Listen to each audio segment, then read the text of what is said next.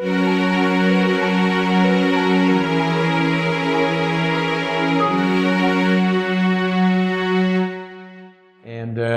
I'm the director of mood disorders research.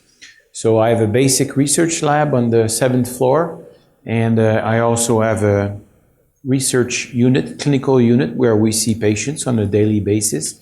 And I do run clinical trials, usually my own clinical trials that we devise on the basis of the mechanism of action that we've clarified in the lab. So tonight I'll be talking about actually a task force, something I participated in, to try to rename the psychotropic medications, and that's the first part of my presentation, is to first of all convince you that the way we call medication nowadays is really confusing, and that we have to do something about it for the benefits of patients, for our benefit, the benefit of the clinicians as well. So here's the plan of the presentation. So basically, I'll show you that the way we name drugs absolutely makes no sense. So our classification system is totally redundant and misleading. So classification or nomenclature is actually what we've worked on. And the reason why it doesn't make any sense is because when a medication used for a psychiatric purpose is introduced on the market, we call it, let's say, an antidepressant because it was first marketed for the treatment of depression. And that leads to a lot of confusion. So what we've actually done is to name medications based on their pharmacological actions, not based on the first indication that the medication received. And I'm sure you know that in medicine there are several drugs that were first introduced, and I'll give you an example for one indication that we end up using for other medical problems, and most people are very familiar with this. So basically, we want to reduce the confusion. For instance, I told you if a medication is introduced for depression, it may not, or for something else, then we may use it in depression. So it's actually not an antidepressant. When an antipsychotic is not an antipsychotic, and when a non-antipsychotic is not an antipsychotic. So now, if I have you confused, that's great, because it illustrates the point that it doesn't make sense how we call drugs nowadays. So my field of research is basically what we used to call antidepressants, but it's drugs used to treat depression. So I do research on whatever can be useful to treat people with mood disorders. So in the 1950s, the first medications we had were actually monoamine oxidase inhibitors, and that's a very good example, because when they developed iproniazide, it was to treat tuberculosis. And then they realized that people with tuberculosis that had depression, their depression lifted as well. So that's a first indication right from the beginning that maybe we had it wrong as far as nomenclature. And then the tricyclic came in the late 50s. So the first medication they tested was called imipramine. And they had shown before that chlorpromazine, the first antipsychotic medication, was useful, of course, to treat psychosis. And then doctors did not have free access to it anymore once it got licensed for psychotic disorders. So they were looking for another free drug to use in development. So they used imipramine. And they realized that people who had schizophrenia but also had depression, their depression would lift. So they ended up with actually an antidepressant. So that's how antidepressants were actually developed. And then, of course, at the beginning, it was just clinical observation. And that's why they used it. And then a few years later, we clarified the mechanism of action. And then we started developing medications that these older drugs targeted. And that's how we ended up, for example, with serotonin reuptake inhibitors. I'm sure you've heard the name SSRIs.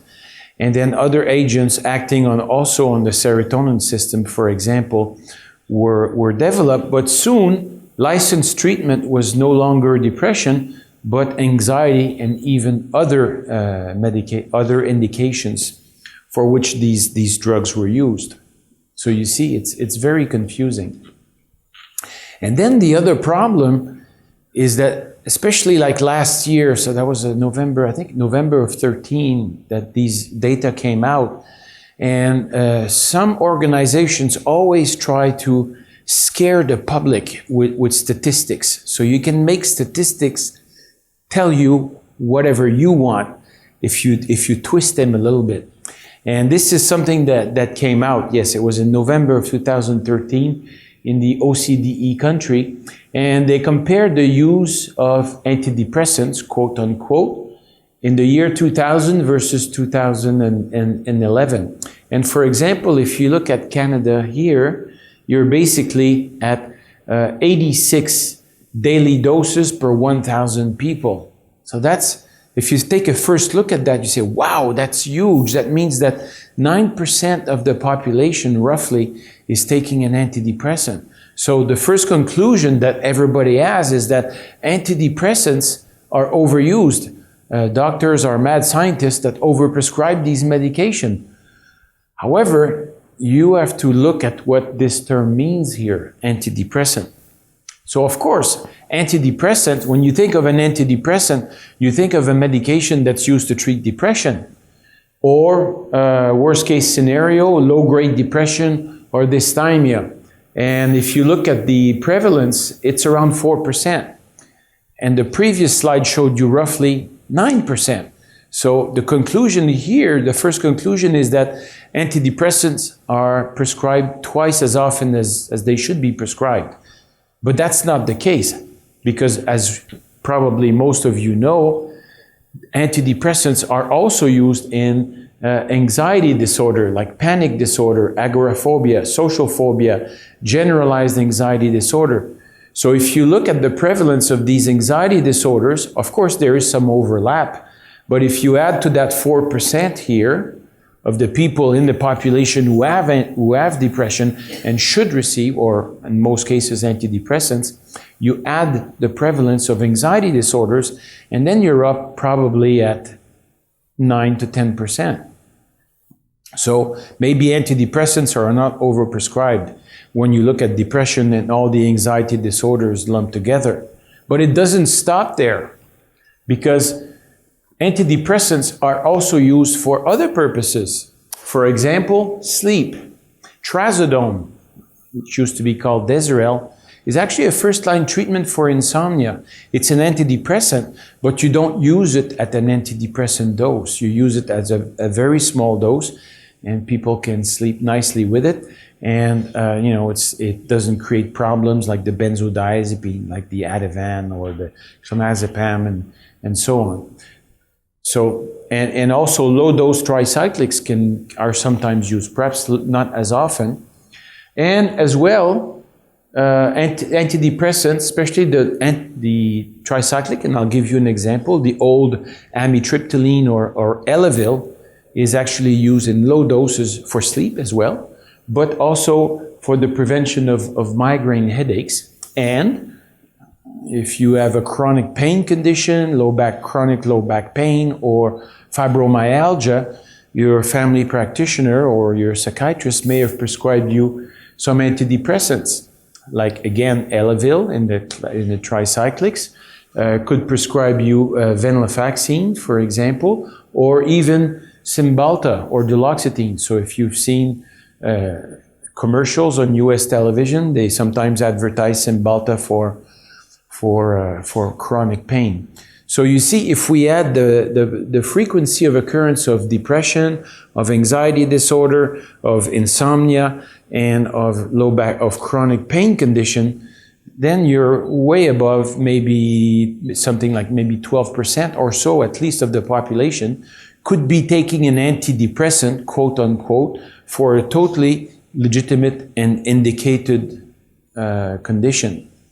So you see, you have to be careful about what you see in the media. It's very easy to scare the public, but you have to dive into the statistics to see what is legitimate and what is not. And by the way, the frequency of occurrence or prevalence of all these conditions was taken, that's statistics from Canada that was gathered by Scott Patton out west. So I talked about other fields of medicine. For example, the beta blocker propranolol or Enderal. Anybody's on Enderal here?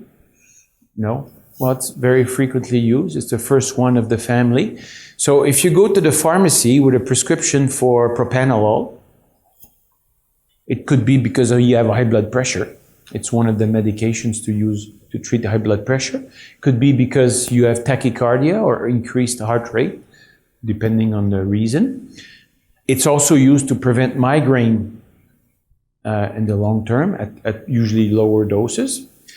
Some people have fine tremors, which can be sometimes bothering, and there's no bad neurological case for it, but it can be problematic. So propranolol is something that you can give.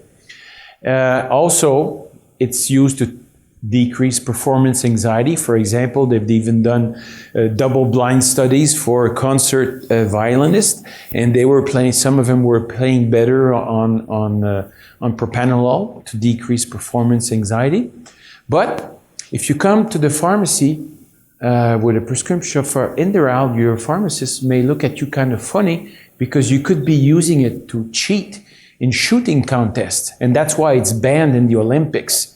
Because if you do a rifle shooting or if you do archery, for example, and you have a beta blocker on board, you'll be automatically disqualified. So you see, so if you come to the pharmacy with Enderal, your pharmacist won't think automatically you're a cheater.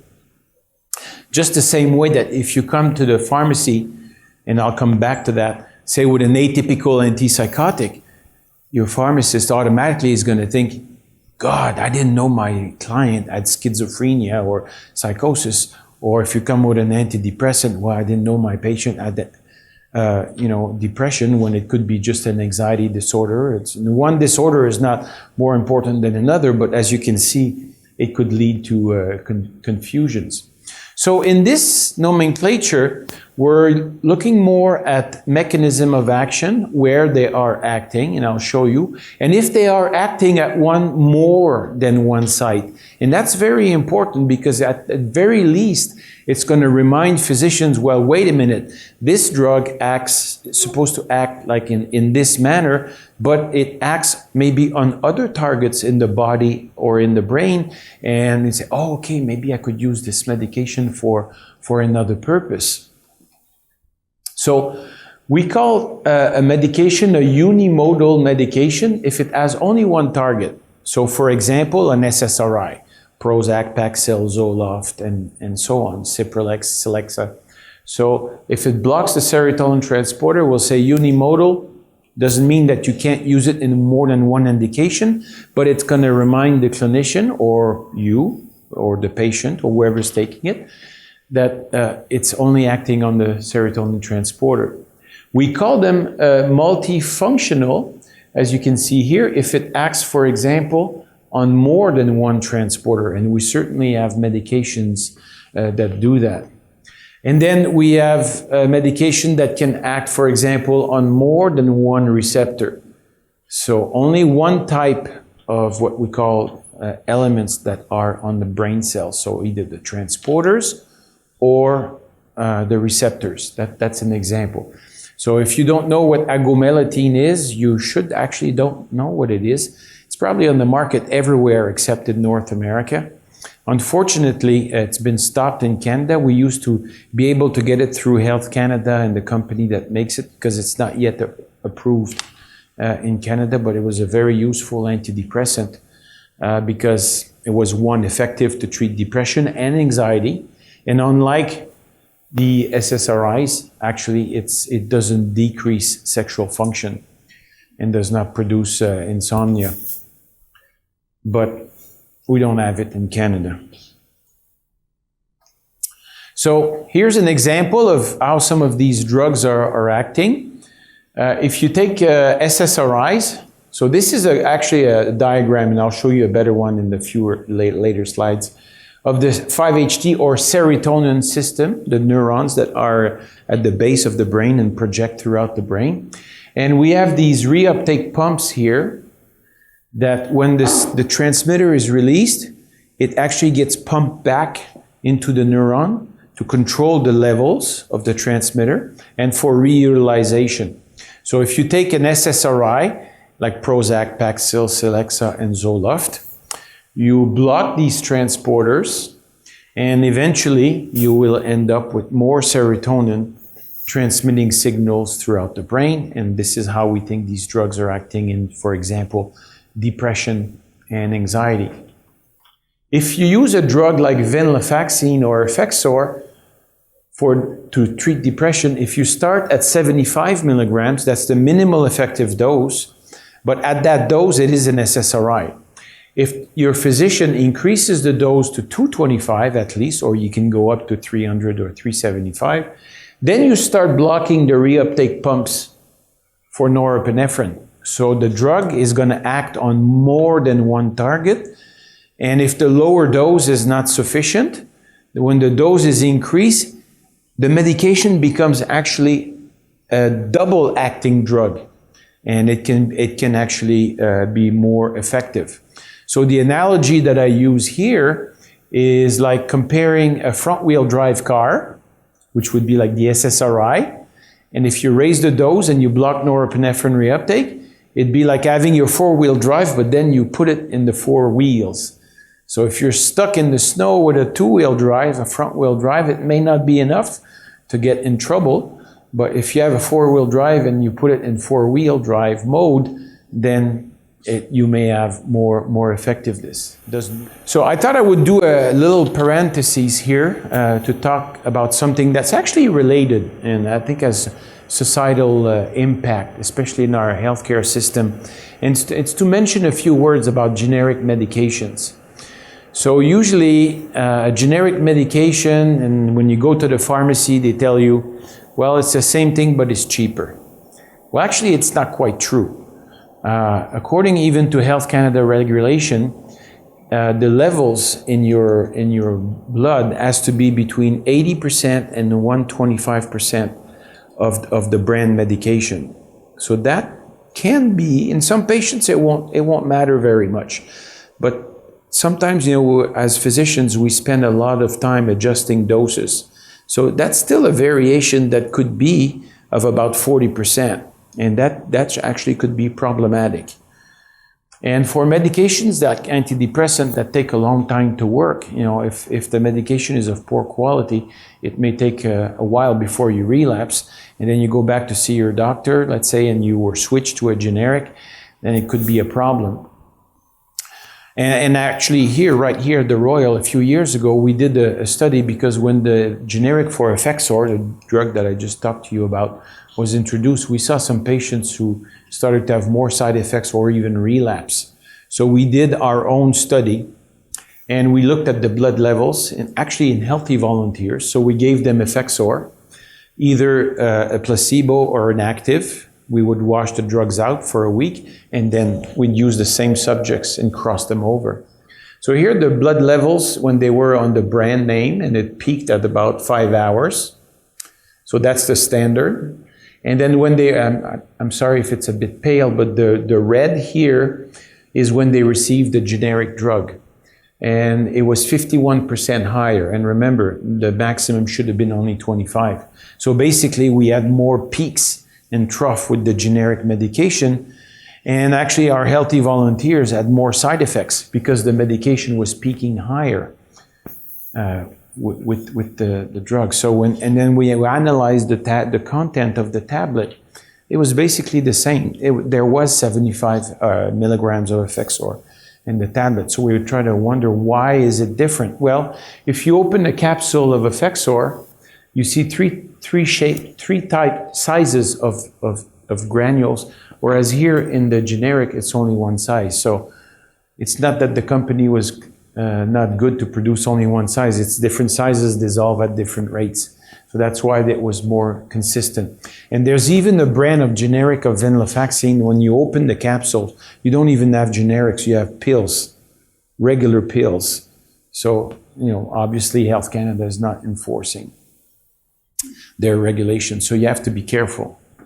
So Effexor now is made by Pfizer, so if you have somebody who's on the generic venlafaxine, they can get one of these cards through your physician, and the company will pay the difference between the brand and the generic. So we're not penalizing society when you're doing something like that, and you're ensured that you have a good quality medication, because there are many brands of generics. So from one month to the other, you could go from 80 to 120 to 105. So you could be going all over the place. In the US, there was also a big problem, and it was with Wellbutrin or Bupropion. And the results were published in the New England Journal of Medicine, so probably one of the most well-known medical journal. And these are, again, these blood levels. This is the blood level on the Wellbutrin, and this is the blood level actually on the generic. And as you see, it was below 80%. It was not meeting the requirement. So they pulled it off the market, and then they asked for more tests. And they also asked for the metabolites to make sure that it was all good. And so that was unveiled, and that's the standard in the US. Like 1 year later in Canada, what does Health Canada do? They let on the market a generic of Bupropion without requesting all the data that the Americans are now requesting. So that's also a problem. And if you're on generic Wellbutrin, you can get a card, an Innov card. You can actually get this one not through your physician, but by going on the internet at innov.com, and you can request one of these cards. And actually, it's not just Wellbutrin. There's a whole list of medications here that you can get at the price of the generic. So again, no impact on society. It's not going to cost more to our healthcare system. And then people can be ensured that they have proper medication.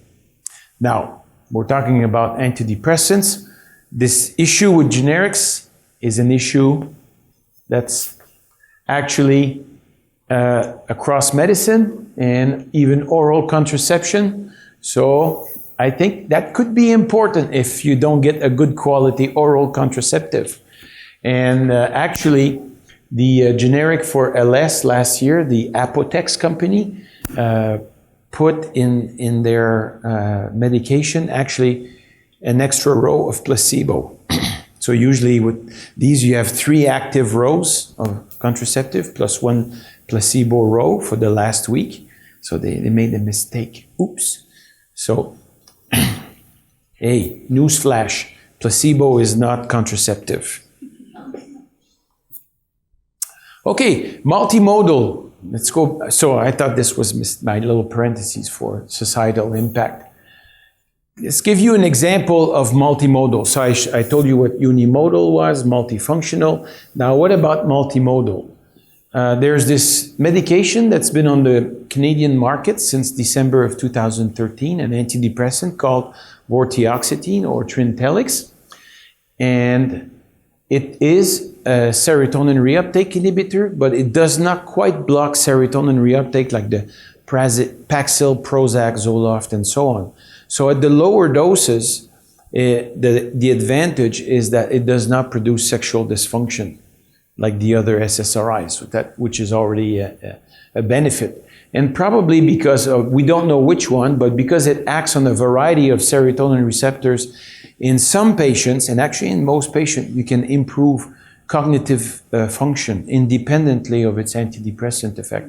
So I think it's a worthwhile new introduction on the market. So we call it multimodal because yes, it acts on transporters, but it also acts on receptors. And it's just a reminder that actually the medication is acting on more than one target. So I think it's going to be beneficial. So just to illustrate that to you, here's a human brain. The serotonin neurons, the cell bodies that I've represented to you in one of the prior graphics, they're located in the brainstem, and they send projections everywhere in the brain.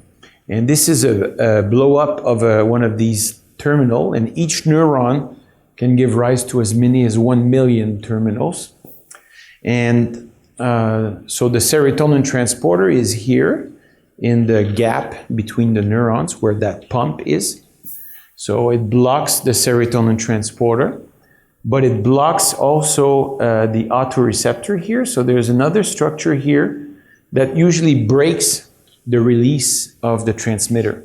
So if you remove that break, you'll end up with more serotonin in the synapse between the neurons.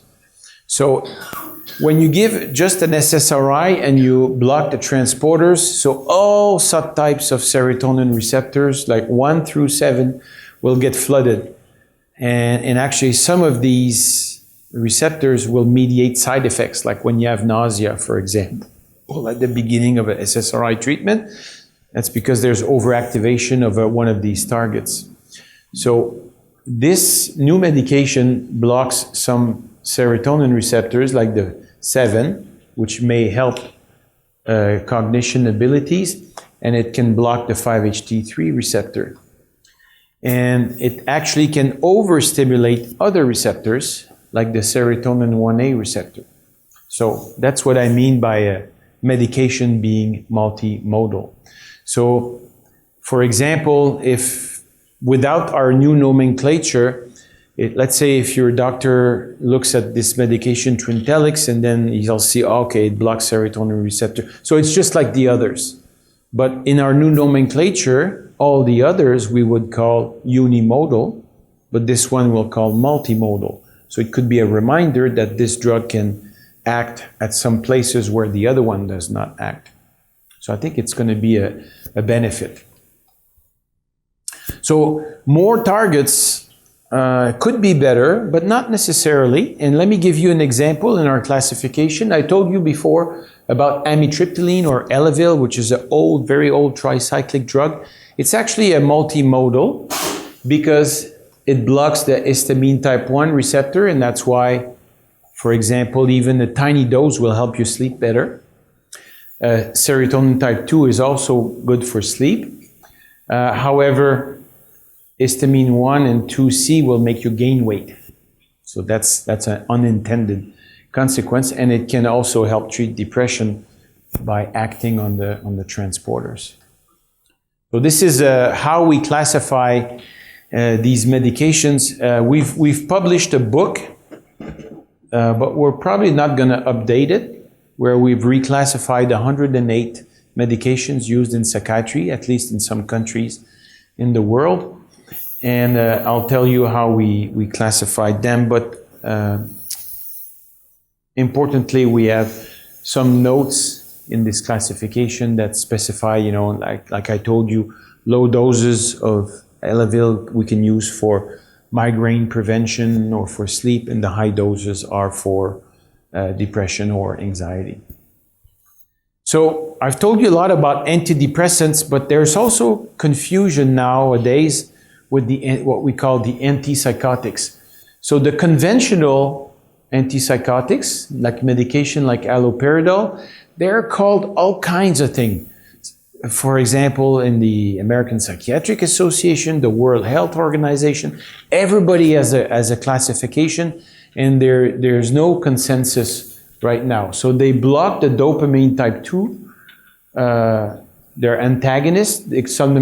Some people call them blockers. Some people call them neuroleptics. The World Health Organization called them psycholeptics, conventional antipsychotics, first generation antipsychotics, major tranquilizers. So pick from the menu. You and I could be talking about the same medication and we would not use the same terms. And then we had the second generation antipsychotics. Now that's starting to sound like Apple.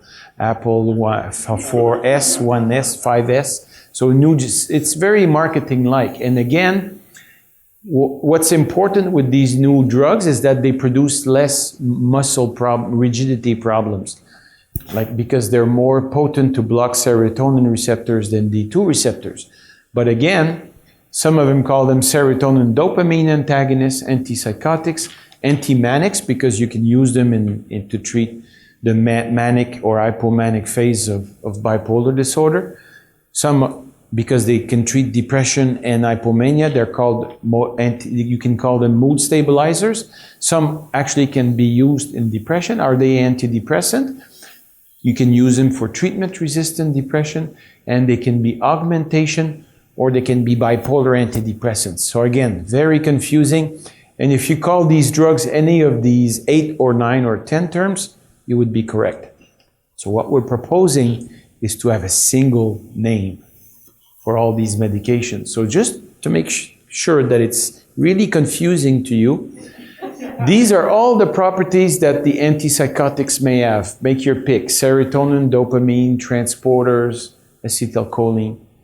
It's a mess. It's a mess.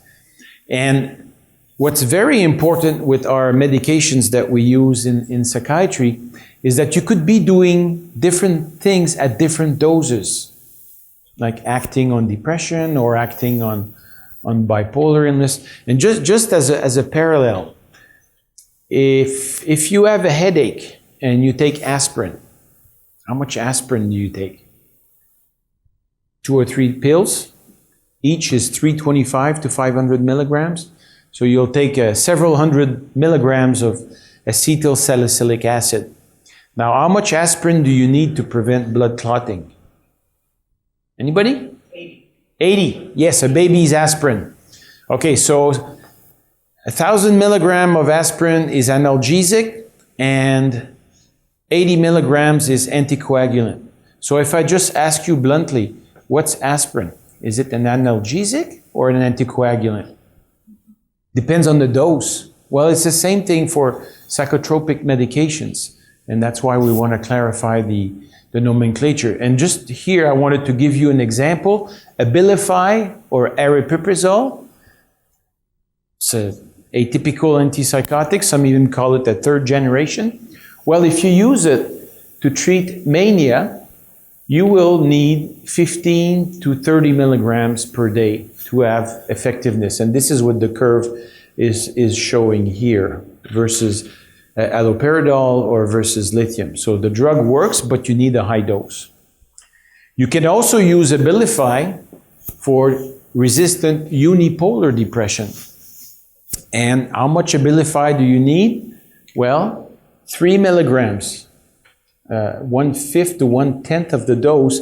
This is improvement of depression when added to an ongoing antidepressant treatment versus placebo. So you can see that the one that did the best was the lowest dose. So it's the same thing as aspirin. So if I ask you, is Abilify an anti-manic medication or is it an antidepressant? Well, again, it depends on the dose. I wrote at the bottom antidepressant. There's another one that was introduced on the market last year in Canada, Latuda, and it has a variety of actions. And of course, it can work in schizophrenia because it blocks the D2 receptors, but the serotonin 1A, 2A, and others can also contribute to its effectiveness. So that's with the present. Now, what about the future? When we devised our nomenclature system, we were thinking about the future. What if next year they introduced a medication that doesn't fit in our nomenclature system? It wouldn't make sense. Or if they develop a new mechanism of action. So here, looking at the future, I use the title, The Curious Case of Benjamin Button, for this medication here, Pimavanserin. Okay, what's Pimavanserin? Well, it's only a serotonin type 2A antagonist. What is it approved for in the US? It's approved to treat psychosis in patients with Parkinson's disease. Because in Parkinson's disease, we can have depression that's very frequent. Robin Williams was an example. But also in Parkinson's disease, sometimes people can develop psychosis. And then you're in trouble because you usually treat psychosis with dopamine antagonist. Now, these people have lost more than 80% of their dopamine. If you block dopamine receptors, they won't be able to move anymore. So that's why they've developed this medication. And as you can see here, it improves psychotic symptoms, and it's pharmacologically, it's very different. It's not a D2 antagonist. It reduces psychotic symptoms, but does not create motor problems in animals or even in healthy volunteers, because it doesn't touch receptors. But the problem with this medication is that it improves psychosis, but does not block D2 receptors. So how do you classify it? As an antipsychotic? Well, it doesn't work in psychosis in patients with schizophrenia. So we can't call it an antipsychotic. So if it improves psychosis but does not block the receptors like the other ones, sometimes regulatory agencies are a bit stupid. So they would put like a class warning. So all the antipsychotics on the market now, they have a class warning. Weight gain, diabetes, tardive dyskinesia, mortality in elderly people. And actually, it also improves sleep and the behavioral symptoms of dementia, like agitation, in people with Parkinson's disease. So what do we call this drug? Should it be called an hypnotic because it helps with sleep? Should we call it an antipsychotic hypnotic? Should we call it a Parkinsonian antipsychotic? An anti-dementia agent?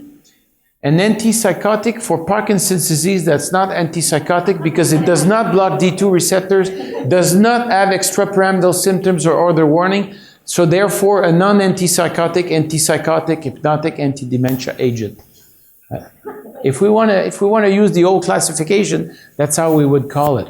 In our new nomenclature, we just call it a selective serotonin antagonist. And then therefore you could use this medication for that purpose. And the reason, for example, is we know if it's a serotonin receptor type 2 antagonist, we know can help for sleep. So as soon as I have it available, it's probably something I'll be using for sleep as well. And people won't accuse me of using an antipsychotic, what was it called? An antipsychotic, antipsychotic, hypnotic, anti-dementia agent. So I'll be able to keep my license, actually. Is it in Canada? No, it's not in Canada yet. Is it coming? Hopefully. That's one of the problems with Health Canada. They're often very slow. Like Abilify, for example, for resistant depression, got the indication like a year and a half, no, more than that, more than 3 years after the US.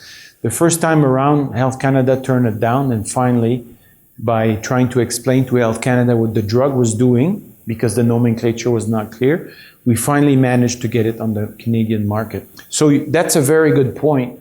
With new medications, it's going to be easier to get indications if the people in the regulatory agencies are not confused by old names. And now I'll tell you more about our recognition process. So we call it the neuroscience-based nomenclature, and it really reflects our current scientific knowledge. And it justifies the use of medication to treat various syndromes or symptoms. And I think it's going to help decrease the stigma, because every time I prescribe an atypical antipsychotic in one of my depressed patients with unipolar depression, I have to tell them, be careful, you know, it's going to be written on the box, antipsychotic, but I don't think you have psychosis. Or if you prescribe an antidepressant to somebody with an anxiety disorder, and then so on. I could give you other example. So we categorize novel agents, and we avoid confusion, I think, in scientists, clinicians, patients, regulatory agencies as well. So that's where we want to go with this nomenclature. So that's our project, and I hope you'll find this useful. That's where we're going to. And if you have any questions, I'll be happy to answer them. Thank you for your attention.